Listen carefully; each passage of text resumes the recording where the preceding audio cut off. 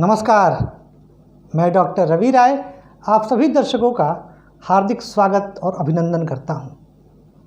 प्रिय दर्शकों, आज हम जिस विषय पर बात करने जा रहे हैं यह थोड़ा अलग हटके है, क्योंकि अभी हमारी वर्तमान में जो चर्चा चल रही है वह राजयोग, दुर्योग और जन्म कुंडली में विभिन्न भावेशों का फल इन पर चल रही है। लेकिन एक दर्शक का एक प्रश्न जो मुझे बड़ा अच्छा लगा, दर्शक का नाम है नरेश जी, और उन्होंने पूछा कि अगर किसी भाव पर नकारात्मक प्रभाव ज़्यादा हो तो हमें किसे बलि करना चाहिए, भाव कारक को या भाव स्वामी को। और यह बड़ा अच्छा प्रश्न है, और ऐसा प्रश्न वह पूछ सकता है जिसे ज्योतिष शास्त्र में बहुत दिलचस्पी हो।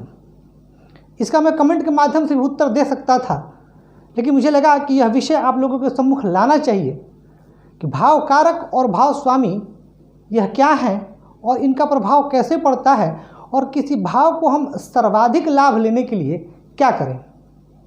जैसे किसी भी भाव का जब हम फलादेश करते हैं सामान्य तौर पर, तो हम क्या देखते हैं कि उस भाव का स्वामी कौन है, उस भाव में कौन से ग्रह स्थित हैं, उस भाव के स्वामी में कितना बल है, और भावात भावों का भी सिद्धांत लगता है कि भाव का स्वामी अपने भाव से कहाँ स्थित है।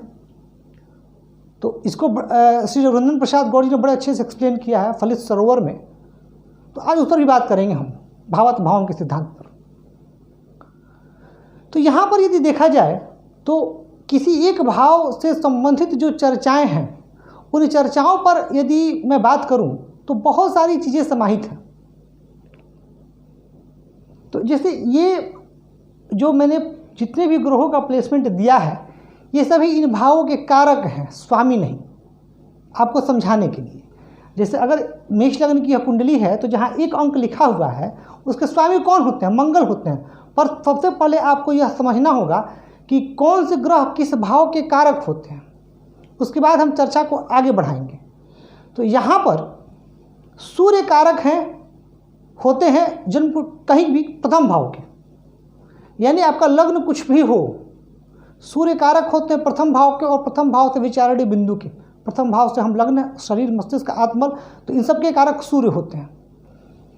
दूसरे भाव के कारक देवगुरु बृहस्पति होते हैं, धन के, वाणी के, इसके कारक देवगुरु बृहस्पति होंगे दूसरे भाव के। तो जब दूसरा भाव का विचार होगा तो देवगुरु का भी विचार होगा। तीसरे भाव के कारक यानी पराक्रम के मंगल, छोटे भाई बहनों के कारक मंगल होते हैं, या जुझारूपन, साहस और दृढ़ इच्छा शक्ति का भी भाव है। तो इन सब के कारक कौन हो गए, यहाँ तीसरे भाव के कारक मंगल हो गए। तो वहीं चौथे भाव के कारक चंद्रमा, मातृशुक, भूमि भवन वाहन, इन सब के कारक यहाँ चंद्रमा बनते हैं। यहाँ ये जरूर ध्यान रखिएगा कि हम यहाँ भाव कारक की बात कर रहे हैं। पंचम भाव शिक्षा, संतान, विवेक के कारक देवगुरु बृहस्पति बनते हैं। यह भाव बुद्धि का भी भाव है, तो कई शास्त्रों में और कई विद्वानों का यह भी मानना है कि यहाँ बुध भी कारक होते हैं। मैं इससे सहमत हूँ, परंतु सबसे ज़्यादा यहाँ कारक होते हैं कौन, देवगुरु बृहस्पति। छठा भाव रोग का भाव है, तो रोग की वजह से यहाँ के कारक कौन हो गए, शनि हो गए। और चूंकि यह भाव शत्रुओं का भी है और संघर्षों को दर्शाता है, तो पराक्रम दिखाना पड़ता है, तो यहाँ के कारक मंगल भी बनते हैं। सप्तम भाव के कारक शुक्र और गुरु होते हैं। पुरुषों की कुंडली में सप्तम भाव विवाह स्थान है। पुरुषों की कुंडली में विवाह के नैसर्गिक रूप से कारक ग्रह कौन होते हैं, शुक्र, और स्त्रियों की कुंडली में गुरु। तो अगर पुरुष का विचार करना हो तो शुक्र, और अगर स्त्री की कुंडली का विचार करना हो विवाह का तो गुरु। अष्टम भाव आयु मृत्यु का भाव, संकट का भाव, यहाँ के कारक बनते हैं शनि। नवम भाव के कारक होते हैं, नवम भाव भाग्य भाव, धर्म भाव। चूँकि नवम भाव से हम पिता का भी विचार करते हैं, तो यहाँ सूर्य भी कारक बनते हैं, और धर्म का विचार, अध्यात्म का विचार करेंगे तो गुरु कारक होंगे ही। तो यहाँ सूर्य और गुरु दोनों नवम भाव के कारक बनते हैं। बात यदि की जाए दशम भाव की, तो दशम भाव के जो कारक ग्रह हैं वो बहुत सारे हैं, पर सबसे ज़्यादा सूर्य, क्योंकि दशम भाव से राज्य, सुख, प्रतिष्ठा, मान सम्मान का विचार किया जाता है, तो कारक सूर्य हो गए। दशम भाव कर्म का भी भाव है, सम्मान का भी भाव है, तो सम्मान हम गुरु से भी जोड़ करके देखते हैं, तो इस वजह से गुरु भी यहाँ कारक हो रहे हैं। और शनि क्यों? क्योंकि कर्म, और शनि कहाँ रहते हैं, शनि कहाँ स्थित है? कर्म में। और काल पुरुष की कुंडली में यह मकर राशि शनि की ही राशि आती है, तो दशम भाव में शनि भी कारक होते हैं। और बुध क्यों? यह व्यवसाय का भी भाव है, तो यह व्यवसाय का भाव है, तो यहाँ बुध भी कारक होते हैं। तो दशम भाव पर कि इतने सारे ग्रह कारक होते हैं। वहीं अगर बात एकादश अर्थात लाभ भाव की जाए तो लाभ भाव के कारक होते हैं देवगुरु बृहस्पति, और व्यय भाव के कारक होते हैं शनि। तो यानी आपने ये समझ लिया कि अब ये जो सारे ग्रह हैं वह किस किस भाव के कारक हो रहे हैं। अभी तक मैंने भाव स्वामी की बात नहीं की, पर बताऊंगा कि किसको बलि करना चाहिए, पर यह समझना पहले जरूरी हो जाएगा इसके लिए। दूसरी बात, मैंने एक शब्द का प्रयोग किया भावात भावम, और मैंने बात की रघुनंदन प्रसाद गौड़ की और फलित सरोवर की। बड़ी अच्छी पुस्तक है, और मैं पुस्तकों का नाम इसलिए ले लिया करता हूँ कि मेरा उद्देश्य है आपको सिखाना। आप वीडियो के माध्यम से सीखें, आप पुस्तक पढ़ के सीखें, जैसे भी आप सीखें, पर आप ज्योतिष शास्त्र को सीखें। इसलिए मैं कई बार अच्छे जो स्कॉलर्स हैं उनको भी कोट करता हूँ, जो अच्छे राइटर्स हैं, जो अच्छी पुस्तकें हैं उनको भी कोट करता हूँ, ताकि आप लोग को जो है ये समझने में आसानी हो सके। और इस पर आप अपनी बात भी रखिएगा, क्योंकि बहुत सारे लोग ऐसा नहीं करते, पर मेरी आदत है, मैं जो सम्मान का हकदार है उनको पूरा सम्मान मिलना चाहिए। क्योंकि हम भी अगर यहाँ आ करके बता रहे तो हमने भी कहीं से अध्ययन किया है, तो वह सोर्स आपको भी पता चलना चाहिए। अब देखिए, अगर बात की जाए भावात भावम के सिद्धांत की, तो जो भावात भावम का सिद्धांत है, यह सिद्धांत कहता है कि अगर किसी भाव का हमें एग्जैक्ट पता करना है तो हमें उस भाव से, जैसे पुत्र का विचार पंचम भाव से किया जाता है, तो पंचम से भी हम पुत्र का विचार करते हैं। भावात भाव यानी पंचम से पंचम। व्यवसाय विचार के लिए मैं, आप अगर आप मेरे रेगुलर व्यूअर होंगे तो व्यवसाय विचार के लिए मैं सप्तम भाव को भी कहता हूँ, सिर्फ दशम को नहीं कहता, सप्तम की भी बात करता हूँ। तो क्यों करता हूँ? क्योंकि दशम से दशम सप्तम यह व्यवसाय। तो अगर किसी को अपने जीवन में यह देखना है कि जमीन जायदाद का सुख कितना मिलेगा, तो उसको चतुर्थ से चतुर्थ का भी विचार करना चाहिए। तो ये होता है भावात भावम का सिद्धांत। अब हम समझने का प्रयास करते हैं कि अगर कोई एक कुंडली है और कुंडली में कोई एक भाव कमज़ोर है, तो फिर किसको सही किया जाए। अब आपको एक आकलन मिल गया होगा कि अगर दूसरा भाव कमज़ोर हो रहा है तो देवगुरु बृहस्पति को सही करना ही होगा, चाहे उसका स्वामी कोई हो। अगर 10वां भाव कमज़ोर हो रहा है, तब इतने में से विशेषकर सूर्य और गुरु को लाभ नहीं मिल रहा है जीवन में, तो गुरु को, ये आपको एक अंदाज़ा मिल गया। अब हम लोग एक केस स्टडी लेते हैं। जैसे मान लेते हैं कि कोई सिंह लग्न की जन्म कुंडली हो, और सिंह लग्न की जन्म कुंडली में जो चतुर्थ भाव के स्वामी होते हैं वो होते हैं मंगल। और मंगल चले जाएं कहाँ? अष्टम भाव में।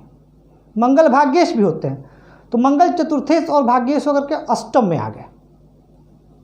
अब इस कंडीशन में लेकिन इसी सिंह लगन की जन्म कुंडली में जो कारक चंद्रमा है चतुर्थ भाव के, वह स्वराशिस्थ हैं 12वें भाव में। ये प्रैक्टिकल कुंडली है और बहुत ही सुखी व्यक्ति की कुंडली है, इसलिए मैं एग्जाम्पल दे रहा हूँ आपको। इस कुंडली में चंद्रमा कहाँ चले गए? 12वें भाव में कर्क राशि में, और चतुर्थ भाव में स्वयं शुक्र उपस्थित है, जो कि सांसारिक सुखों के कारक है। अब जबकि यहाँ पे जो भाव स्वामी है वो कमज़ोर हो रहे हैं।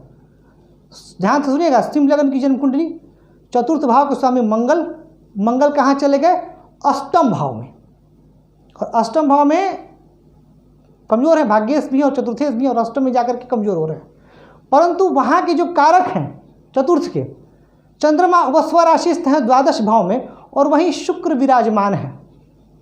तो इस प्रकार से देखा जाए तो यह भाव भावेश की कमज़ोर स्थिति के बाद भी, भावेश बहुत शुभ स्थिति में नहीं है, जब से इस बालक का जन्म हुआ तब से घर में धन धान्य और लग्जरियस लाइफ, महंगी गाड़ियाँ, महंगे लैपटॉप्स, मतलब जितनी भी आलिशान चीज़ें होती हैं, जितनी भी भोग विलास की सामग्री होती हैं, इसे जातक को सहज उपलब्ध है। तो यहाँ पर देखना होगा कि वस्तुतः स्थिति क्या है। कई बार यह भी होता है कि भाव पर नकारात्मक प्रभाव होने के बावजूद भी भाव कारक बली होते हैं तो व्यक्ति के जीवन में कोई दिक्कत नहीं आती है।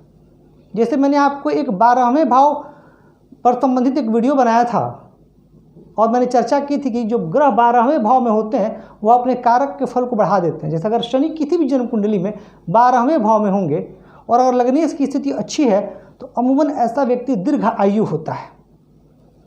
अब मैं मुख्य प्रश्न पर आता हूँ। जो मुख्य प्रश्न है कि किसी भाव पर नकारात्मक प्रभाव बहुत ज़्यादा है तो क्या करें। तो सबसे पहले आप देखें कि उस भाव में कौन से ग्रह स्थित हैं। इसके बाद देखें भाव स्वामी कहाँ है और भाव स्वामी में बल है कि नहीं है, और फिर देखें कि भाव कारक कहाँ है और भाव कारक में बल है कि नहीं है। ये 3 चीज़ें सबसे पहले आपको देखनी पड़ेंगी। क्या क्या? उस भाव में कौन से ग्रह बैठे हैं, भाव स्वामी कहाँ बैठे हैं, किस भाव में हैं, उनमें बल है कि नहीं, और भाव कारक में बल है कि नहीं। यदि आप पा रहे हैं कि नहीं भाव कारक और भाव स्वामी दोनों कमज़ोर हैं तो दोनों को बलि कीजिए। पर यदि आप पा रहे हैं कि नहीं भाव स्वामी सिर्फ कमज़ोर हैं, भाव कारक ठीक हैं, तो भाव स्वामी को बलि कीजिए।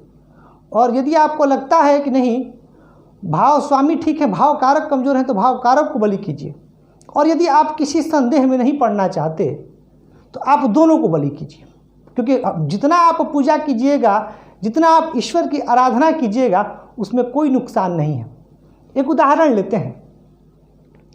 हमने देखा कि यहाँ 10वें भाव के कारक 4 ग्रह हो रहे हैं। अब अगर किसी वृश्चिक लग्न की जन्म कुंडली हो और 10वें भाव के स्वामी सूर्य कमज़ोर हैं और 10वें के कारक भी होते हैं और दशमेश भी हैं और नीच के हो गए और 10 अंश से नीचे हो गए, उस परिस्थिति में जब आप उपाय करेंगे तो कारक और स्वामी दोनों का उपाय हो जाएगा। लेकिन अगर उसी कुंडली में गुरु की स्थिति सही हो तो उस व्यक्ति को सम्मान मिलेगा, पर अगर गुरु की भी स्थिति कमज़ोर हो गई तो आपको गुरु का भी उपाय करना पड़ेगा। तब जो आपने जो प्रश्न पूछा है कि किसका हम करें, तो यह जन्म कुंडली के अध्ययन, जन्म कुंडली के अवलोकन के बाद ही बताया जा सकता है सटीकता के साथ कि किसका उपाय करना परमावश्यक होगा। जैसे चतुर्थ भाव की मैंने चर्चा की है। अब जैसे सिंह लग्न का जो मैंने उदाहरण दिया, उस जातक को किसी उपाय की आवश्यकता नहीं है। अब 5वें भाव के कारक गुरु होते हैं। मान लेते हैं कि इसी जन्म कुंडली में पंचमेश कौन है? सूर्य। सूर्य की स्थिति खराब है। मान लेते हैं कि सूर्य चले गए तुला राशि पर और नीचभंग नहीं हुआ, सूर्य कमजोर होगा पर गुरु बलिष्ठ है, तो पंचम से संबंधित शुभ फलों की प्राप्ति होगी। तो इस कंडीशन में फिर उपाय किसका करना होगा? सूर्य का करना होगा। ठीक उसी तरीके से इस जन्म कुंडली में पराक्रम के कारक स्वामी है बुध और कारक है मंगल। बुध कमजोर हो गए लेकिन मंगल ठीक है, तो बुध का उपाय कीजिए। दोनों कमजोर हैं तो दोनों का उपाय कीजिए। तब मैं समझ पा रहा हूँ नरेश जी कि अब आपको क्लियर हो रहा होगा कि अगर किसी भाव पर नकारात्मक प्रभाव ज़्यादा है तब आप किसका उपाय करें। हाँ, अब आप अपनी कुंडली देख रहे हैं और आप यह डिसाइड नहीं कर पा रहे हैं, आप बिल्कुल कन्फ्यूज़न में चले गए हैं। तब नहीं पता चल पा रहा है आपको कि कौन बली है, कौन कमज़ोर है, किसमें कितना बल है, तो 2 ग्रह ही होंगे, दोनों का उपाय कर लीजिए। और कई बार तो एक ही हो जाते हैं।